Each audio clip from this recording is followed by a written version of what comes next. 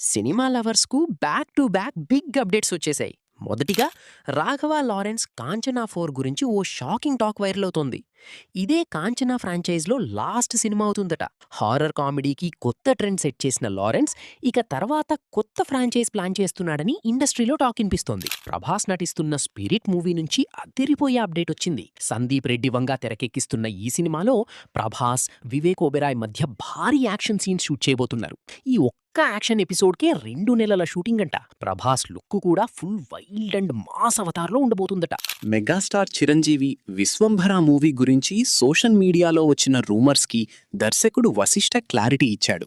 Cinema 2 భాగాలుగా వస్తుందనే వార్తలను ఆయన సింపుల్గా కొట్టిపారేశాడు. పైగా ఈ సినిమాలో జగదేక వీరుడు, అతిలోక సుందరి తరహా ఫన్, హిట్లర్ లాంటి ఎమోషన్ రెండూ ఉంటాయట. ఇక సమంత కూడా తన సినిమాల ఎంపికపై ఇంట్రెస్టింగ్ కమెంట్స్ చేసింది.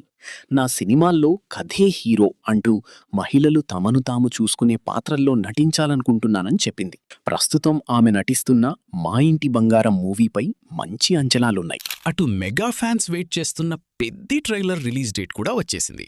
మే 18న ట్రైలర్ రిలీజ్ కానుంది. ఇప్పటికే గ్లింప్స్, సాంగ్స్తో హైప్ పెరిగిపోగా ఇప్పుడు ట్రైలర్తో సినిమా రేంజ్ మరింత పెరగనుంది. చరణ్ ఊర మాస్ లుక్ సోషల్ మీడియాలో వైరల్ అవుతోంది.